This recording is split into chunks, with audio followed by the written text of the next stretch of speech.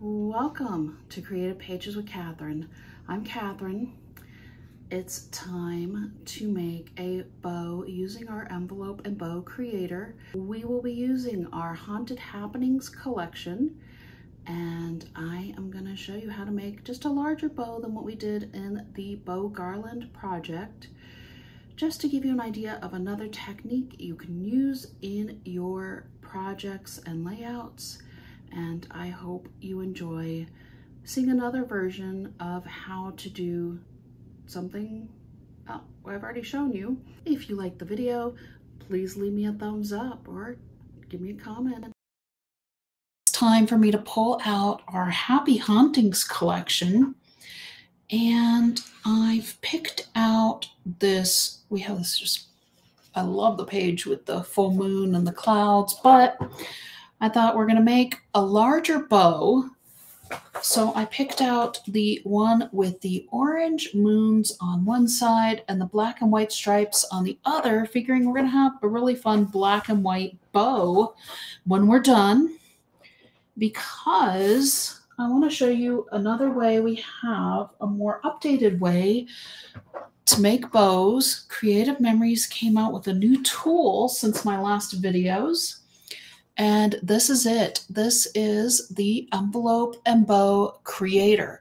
So I'm going to show you how to make a bow using this tool that is available on my website. You can see it linked in the description box below this video, but it's super easy to use and definitely a different technique than what I showed you on the bow garland that I made. I'm going to make a large bow, and for that I just need to look at the chart that's actually on the tool. For a large bow, we need 1 1/4 inches by 9 inches, and then we also need 1 1/4 by 4 1/2 and 1 1/4 by 1/4. Okay, 1 1/4 inches by 1/4 inch. So I had to get it a little bit closer. I need to get myself to the eye doctor once we're moved. But in the meantime, we're making do. And let me set aside that tool. And I'm going to go ahead and pull out my 12-inch trimmer. And I'm going to go ahead and cut my paper. I'm going to cut 2 strips at 1 1/4. And a lot of times it's easier to use this right-hand side of the trimmer to do that. I think just because we tend to hold the paper with our left hand and cut with the right hand. And when you have the shorter pieces, you have a lot hanging out here. I mean, you can do it on the side as well. It's not really that big of a deal or that big of a problem, but you just have to be careful, especially for the smaller measurements, that the bar doesn't hit your fingers, because it's unpleasant, you know. So I've taken 2 strips off of our paper at 1 1/4 inches. I'm going to go ahead and pull out the bar. And now we are going to, what did I say? We need 9 inches first. And since this is a 12-inch piece of paper, we are just going to go ahead and line this up at 9 inches. And cut along the top. I usually like to cut at different lengths through the cutting mat so it doesn't wear out unevenly, but we'll do that for the second cut. Get this on the table a little bit more evenly. Now we need 4 1/2, and then we also need 1/4 inch. So 4 1/2. We can just go anywhere, 4 1/2. And so I line up using our grid lines that run horizontally on the trimmer. And here's my 4 inches. Every grid line running down is 1/4 inch. And there is my 1 1/4 by 4 1/2. And then I'm going to also do my 1/4 inch. And this one is a little bit trickier because basically you just need to go to the end of the cutting mat. So this gray mat here, from this left dotted line is where your blade runs down. To the right side is 1/8 inch, but to the end of the cutting mat is 1/4 inch. So you can see here I have just my little skinny piece of paper, 1/4 inch wide. And that is it. That's exactly what it told us we needed for our bow. So now I'm going to go ahead and set aside my 12-inch trimmer. I'm going to bring back out my envelope and bow maker. And I am going to go ahead and line this up. First, I need to figure out where my middle is, because this is the tricky part. You want to make sure you get this punched through the middle of the bow. And since we cut it at 9, that'll be what, 4.5 inches. So I'm just going to grab out my 0 centering ruler here real quick. My 0 is right here where this full moon is on my paper. So I have a good reference point of where to line up my line on my punch. So I'm just going to slide it in.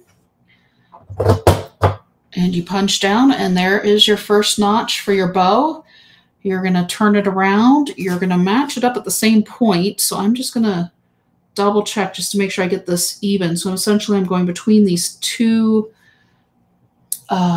crescent moons here on the paper, which is also another nice reference point.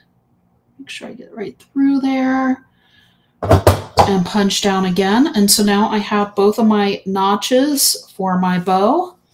I'm going to take and go ahead and follow. So I probably should show you all where I'm lining up at on my creator here. There's a line that runs straight down through the two parts that poke out. So this is the middle center line that I was lining up with, just so that way you know what I'm looking at here. And so I'm just lining up my paper along that center line with the edge of the paper at the center. And I'm going to go ahead and corner punch on both sides of this paper. So you can see there's a corner punch and a notch punch. And that is basically what we're doing here.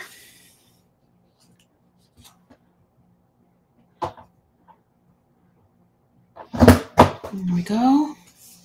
For our second piece, we had a piece that was 4 1/4. So we need, hang on, here's 2 and, oh no, it was 4 1/2. So our center, hey, it's going to run right through the crescent moons again. So we take our smaller piece, we're going to notch it again through the middle. And you kind of don't have to do this step if you don't want to. I think there was one bow I did where I didn't. But it's nice to, it kind of flows a little bit nicer. Your bow just looks a little bit sharper, I guess, if you will. We'll put it that way.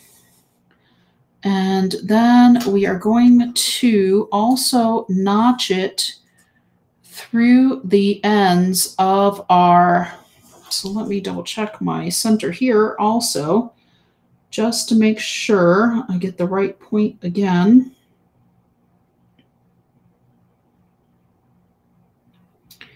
Okay, so right under the crescent moon again here, it's following the paper pattern, which is almost nice that I've got this pattern that can help follow, so that we want it so it is inverted and we have this part's going to fold in and then this is going to be out behind it. So you can see the little points out from the back end of it. And let's double check this one also. Having the 0 centering ruler really helps. Okay, again, kind of right along where this pattern runs through the paper, just to get yourself centered a little bit. And then we have this extra piece. Okay.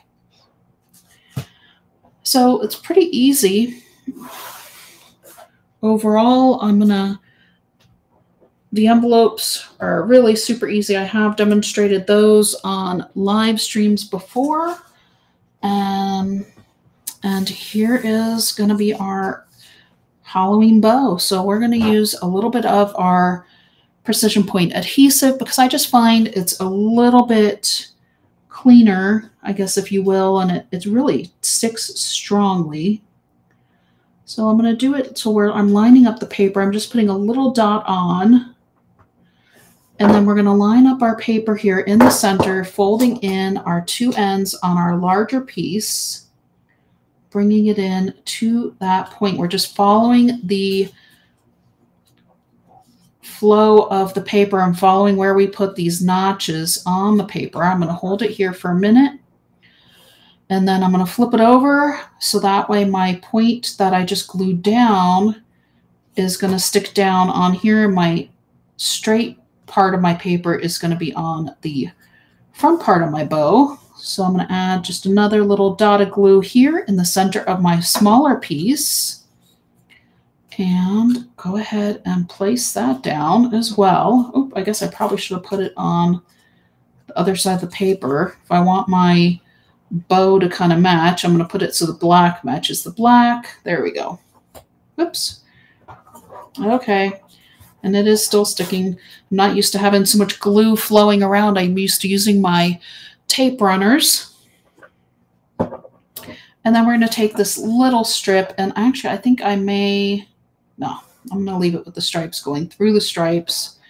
If you want, you can pick a paper where you can do both sides. I just drew another small line of glue, and I'm going to go ahead and wrap this around through the center to give our bow just a nice, tight, clean look. And I actually am lining up my line so it almost disappears a little bit, but it just gives it a little bit of a tight look. Hang on, I need just a hair bit more. I think I got more in the center than towards the ends there. There we go. But you can see this glue dries so fast. It's already sticking down.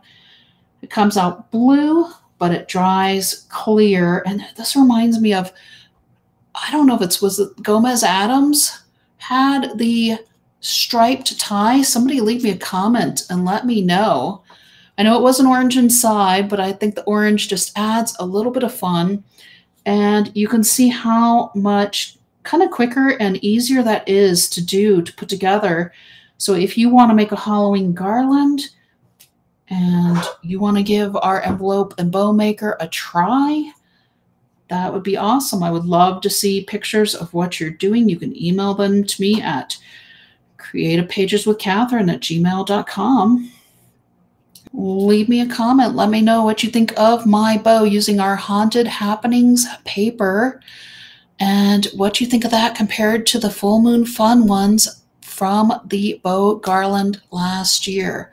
So this is the back side of it. You can see where, like, I didn't even worry about getting my little strip around here straight. But those little crescent moons really helped line things up nicely in our envelope and bow maker. And you can make this strip a little bit longer if you want to, but it's nice to just kind of poof it out, follow the guide, and you can adhere it to a garland, to a present, a card, whatever you're making or whatever you want. If you haven't already subscribed to my channel, please hit the subscribe button. I will have some other fun projects coming up. Until next time.